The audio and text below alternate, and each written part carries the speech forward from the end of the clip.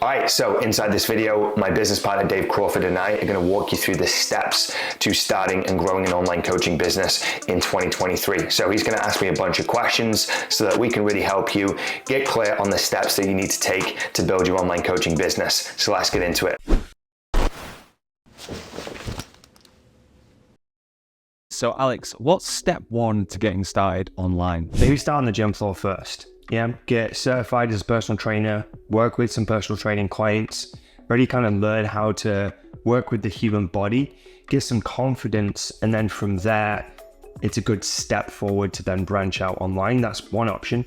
If you don't want to go the personal training route, you may want to get certified with someone like Precision Nutrition and get a nutrition qualification, and then maybe work with some friends, some family, and really not charge for your services, but practice what you've learned through your certification or qualification or training.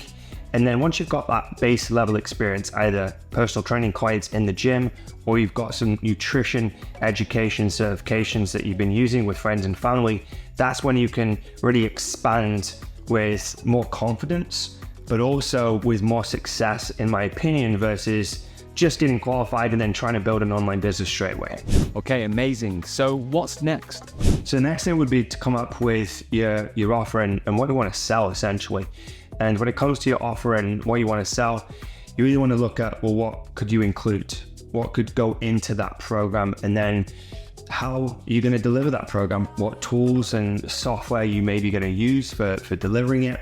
And then you want to think about, well, how are you going to price it and what makes sense for your market specifically? And deciding on what you're going to sell and what you're going to offer is a good starting point, because you don't want to start marketing and trying to sell something that you don't really know what you're offering, right? And so I would start with that. I'd map it out on a pen and paper first of all, and then from there expand out to selling it. But essentially, it's going to be a process of evolution. What you create in the first instance is not going to be what you're going to be delivering 3 to 6 months from now. It's going to be what we call a beta offer or a beta program, but you essentially want the basic mechanics of what you're going to deliver and what you're going to offer and how you're going to do it defined, and then you can move on to the next step.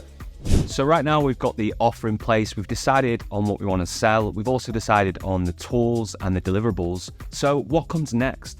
Yeah, great question. So the next thing is you're going to need to be able to take payment, right, for your services and your coaching. So I'd look into a payment processor. Now, the payment processor that we run all of our transactions through is Stripe, and we've been using that for the best part of 5 years, if not longer. And that's great for being able to create one-off payments, reoccurring payments, monthly plans, etc. And it's just a nice, simple system to use, but also just ensures you're not messing around with bank transfers or chasing money. The Stripe tool will handle it for you. Now, there's definitely other tools and apps out there, but we use Stripe. That's something that we're familiar with. We recommend Stripe to all of our clients. All right, so we've got the payment processor in place. We can now take sales for our offer. So what would we do next? The next thing would be to look at your marketing strategy and come up with something logical, right? Now, the way to come up with a good marketing strategy is knowing who the client is that you want to work with and picking a niche, essentially, or a niche, depending on where you're at. So I'd be deciding on that. Then I'd be picking a platform, picking a singular platform, right? I wouldn't be trying to start all platforms at once because it could be a little bit overwhelming. I'd pick one platform that makes most sense. And the one that makes most sense will be where you've got the biggest audience to begin with. Maybe that's Instagram, Facebook, maybe somewhere else. Or if you've really got no social media audience, which is very rare today, you could look at where is your ideal client or niche most likely to be. Some platforms are more likely to have your ideal clients on them than others. And so decide on the platform. And then once you've decided on the platform, really just work on your content creation basics, right? The basics of creating content. Don't overthink it to begin with. Just start putting content out there, some simple stuff. Look at what some other people are doing, post them in social media, see what's working, see what's not. And actually we'll dive a little bit deeper into that in a second, just to give you a little bit more context. So what is the importance of picking like an ideal client and also a niche? Yeah, great question, Dave. So really, when it comes to picking an ideal client or niche, if we go back to the content thing, in order to create compelling content, you really want it to be speaking to a certain group of people, right? A certain group of people with a certain problem or goal creates a niche. And if you pick a certain group of people with a certain goal, you can craft your content specifically to those people. And so it helps you stand out in a crowded marketplace, right? Because there's lots of fitness professionals and health professionals trying to get clients through social media. And so one of the ways to separate yourself is picking that niche and picking an ideal client so that you can speak directly to them, and as a byproduct, your content will be more effective. Now, the second thing is, if you pick a specific group of people with a specific problem, you can really optimize your deliverables and your program specifically for them. For example, men and women are very different, right? I think everyone will agree. And the way that you'll coach a female compared to a male is going to be slightly different due to the menstrual cycle, due to pregnancy, due to menopause, things that women have that men don't have, right?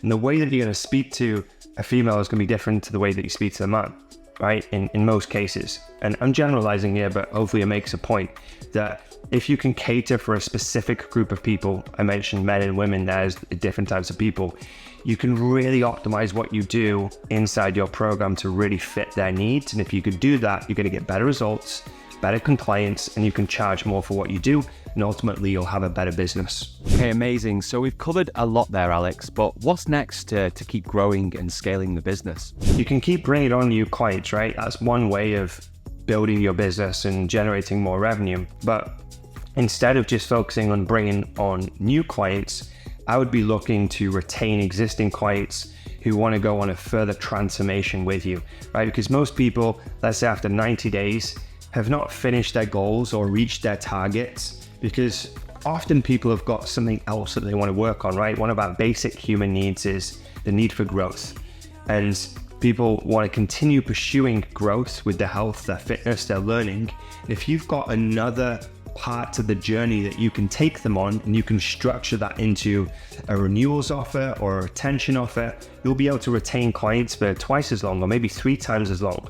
Not everyone will re-sign with you, but if you can get a good percentage, let's say 50%, that means you have to work less hard to try and find new clients all the time, because your retention clients are going to make up a bigger and bigger portion of your business and of your income. Awesome. So what final advice would you give to someone that's looking to get started online? I would say spend 80% of the time focusing on the solutions and 20% of the time focusing on the problems, not the other way around, right? Because when it comes to business, you should be solution orientated. That's how we run our businesses, and really focused on the solution. What can we do to fix the problem, essentially?